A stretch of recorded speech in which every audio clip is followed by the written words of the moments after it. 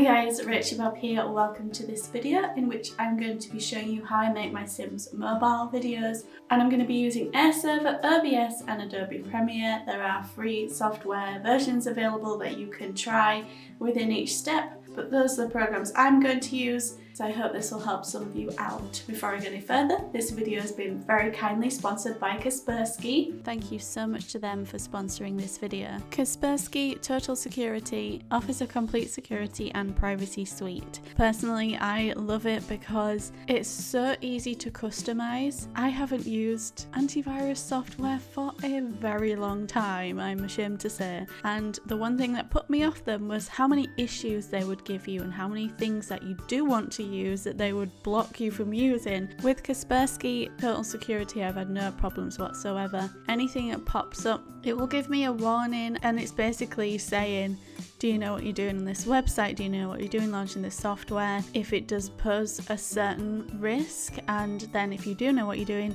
you can say, yeah, I know what I'm doing, and go into it knowing that if you are in a place where you're unfamiliar with, it will protect you. But it's not going to stop you from doing your day-to-day activities on your device. It's going to protect you against hackers, viruses, malware, plus give you payment protection and privacy tools. You've also got a free VPN with up to 300 megabyte of traffic per day, free Kaspersky Password Manager Premium, and free Kaspersky Safe Kids Premium. And you can use this on Windows PC, Mac, Android and iOS. Check the link in the description to learn more. And thanks once again to Kaspersky for sponsoring the video. Let's get into it. So the first thing you're going to want to do is get AirServer. There is a 30-day free trial, so you can try it out, see if you like it, and then there is a license. It's not super expensive. Hopefully after 30 days you can see if it's a software that works for you. There are other mirroring services out there. I've tried a few of them and I found AirServer to be the best. And then on the device you're using, that you're playing the game on, you need to mirror that to your laptop or computer. On the iPhone, which is what I have, and the iPad, you basically just go into your control center and mirror it from there, and then it will show up on your PC or laptop. I'm using a laptop. You can just change the orientation by turning your phone, and then it's ready to record. So whatever is on your phone is now on your PC. If you have the sound on, the sound will be on the PC. If you are going to record, I would say put some headphones on so that the sound coming out of your PC isn't going to go into your mic. So now you've got that screen showing on your computer, you need something to be able to record that on your computer. I personally use OBS. There are other softwares available. OBS is completely free and wonderful. I've used it for years. You can see I've got Kaspersky popping up here telling me that OBS is using my webcam, which is super handy, so it's telling me in case someone is accessing my webcam and I don't want them to. I love that. I can hide the notification, block it, all that kind of stuff. I'm going to hide it because I know that OBS is set in some of my scenes to use the webcam, so I know where that's coming from, but that's great. Then I can start a new scene and use a current scene, so once you've set the scene up you don't have to do it again. But on a scene here you can create a window capture layer and then just double click on it and you can choose the AirServer drop down in the window box and click OK, and that's going to show on your screen. Now mine, because mine's an iPhone XS Max, the ratio doesn't match the screen size on YouTube where I want to put it, so I tend to record like this with a black bar, and then I'll crop it when I put in Premiere, put another layer behind it and blur it. There's so many other ways you could do that. You could add 2 windowed layers at this point, and you can blur it through OBS, so you can just do it as you go along. You could put a flat image behind it. Make sure as well that you do go into your settings, file settings on OBS, select output and then recording, and you can see here exactly what you're going to be recording. So this is what I've got mine set to. Also, just note, I've got 2 audio tracks. This just means that my game music and my voiceover is going to be recorded on 2 separate tracks. Here is where you're going to deal with your audio. So a lot of the time I'll just turn the game sound off. Then I don't have to worry about the game audio or anything.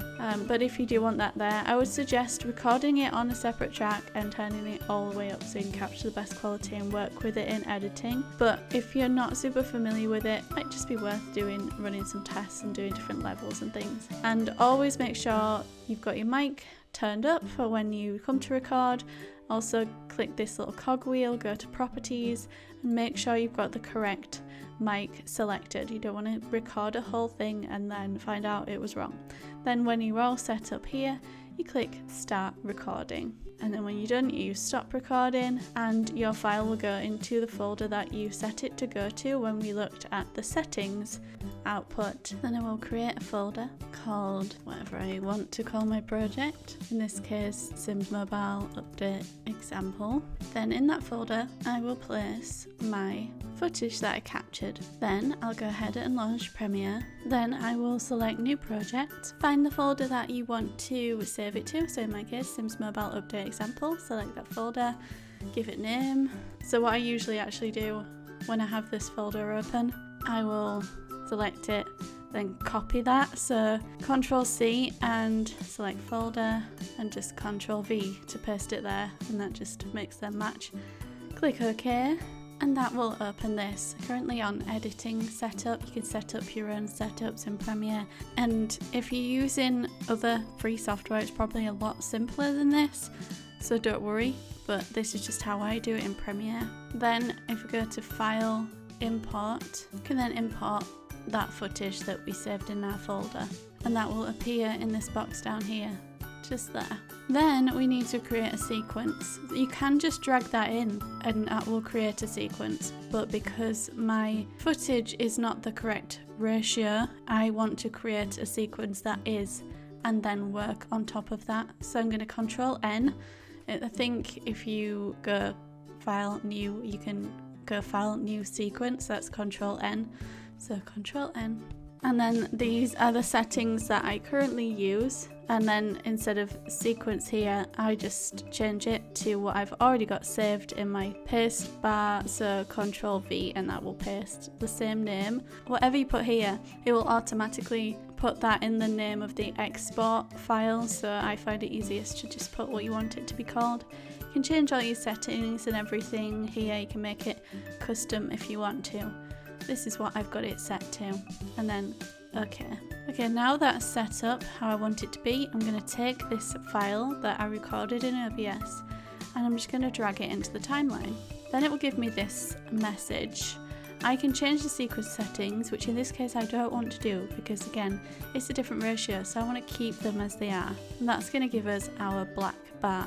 If we had recorded audio on this track, it would have dropped 2 tracks in here, one with the voice and one with the audio. But because that audio track was empty, it doesn't bring it in. But if it did, that's where it would be on a separate track, so you can edit it separately. Each of these are separate, so anything you move, make sure to move what matches it. What I do next is I take this top video and I just move it down by dragging the position. So I'll drag it to the center. Oh, and just to note about the music as well, if you want to bring in your own music, you can just put it on the track below and match that up. And if you want to change the audio level, you just right click on the track you want to edit. Audio gain. When I put the music in, I'll probably put like -30 or -25 because it needs to be just gentle background music. There's tons of controls within both the visuals and the audio to play around with. A lot of them I do use, but for this video we'll keep it simple. So then for this top bit I need the background, so I can put just a still image in, whatever I want, but this will need to be on this top layer, and then something behind it, which is underneath, will show up. So what I do is I copy this, Control C, then making sure I've got this layer selected, I will Control V, paste it. Then I'll drag it up to make sure they're both aligned. Now I need to resize this one, so I usually set it to around 130 in the scale bar, and that takes it up just to cover the whole thing. Then I will go into my effects panel, which is here, and I will search for the camera blur. Take the blur, drag it onto this bottom layer, and then set it to 10%.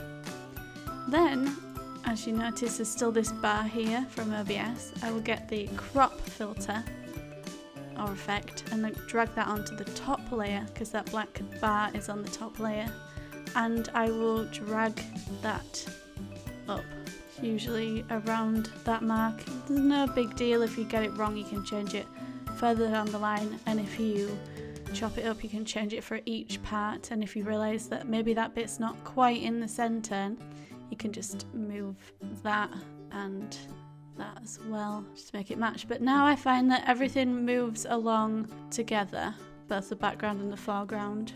But you can do whatever you like. You could put your logo, some link, information, whatever in the background. There's heaps of creative ways to use that space if you are using devices that, like the iPad, where it will leave bars at the side, or like the newer iPhones where they leave bars at the top and bottom. Plenty of ways to do it, and if you are streaming straight from OBS, do it in OBS, but if you're editing, probably do it like this, although it will increase your render and export time. Then I will just go into the video and I will start in at the beginning. I will use this timeline to spread it out to about that level, and I will select my cut tools, press C on my keypad, selects this one here, you can do them in here as well, and just chop along each part there, because I know that this needs to go. Sometimes I'll make that audio track a little bit bigger as well, so I can see where my gaps are and things quite easily. Then V on the keyboard selects the move tool, just select that, delete, tap that gap there, press delete, and it moves everything up. And then I'll go through it all just like that, listening to it as I go. If you do anything wrong, you can just press Ctrl Z, Ctrl Z, who am I? Ctrl Z, and that will remove anything that you've done step by step. And then when you've finished with the entire thing, so you can put a fade out, you can put your music on, whatever you need to do. You can put more things over the layers if you need to highlight anything. You can add on Photoshop files or create titles, whatever you need to do. But that's the basic of editing a Sims mobile video. Then save it, so you know up here where the star is, that means the whole thing isn't saved. So press Ctrl S, that's going to save it. You can also do File, Save. Then we can hit Enter, and that's going to render the entire file. Just cancel that. So once that's done, the timeline this red bar will go green. If it doesn't need rendering, it's usually yellow. You'll find that with certain pieces of footage, it can render it as you're working along. With the phone footage, I find it quite difficult. It does need that time to render. If you want to export it directly from Premiere, you just go to Export Media, and again you're greeted with a bunch of settings. But to keep it at its simplest form, you need to have it on H.264, match source, high bitrate, use maximum render quality, video and audio. Then here, tap this, make sure you've got the name of the file that you want it to be, and then make sure you've got it going to the right place. And then you can click Export. But a faster way of doing this is make sure you've got this timeline saved and rendered. Close it, and this is great if you've got a lot of videos to do as well. Go to Adobe Media Encoder, then click the plus here, find the Premiere file that you just edited and rendered, click Open. You can change the file location of where you want it to export here, so you can tap that and change it. You can change any of these details, and then when you're done, you just click Play, and that is going to export that video file much faster than Premiere would. Also, just to note, if you need images for the thumbnail, you just tap this little export frame icon here. Make sure it's going to save into the right folder, so preferably the one that you are using, in my example this one, and then you can just click OK. And then every time you want to just use an image from the video, you can just tap that and press OK, and that will then go into this folder saved like this, and you can drag them into wherever you make your thumbnails. super useful. So that's how I make my Sims mobile videos. I hope this video has been helpful to you. Please do let me know if you have any questions about any of this down in the comments. I'll try my best to help you out. Don't forget to check out Kaspersky, link in the description. Thanks for watching. Bye!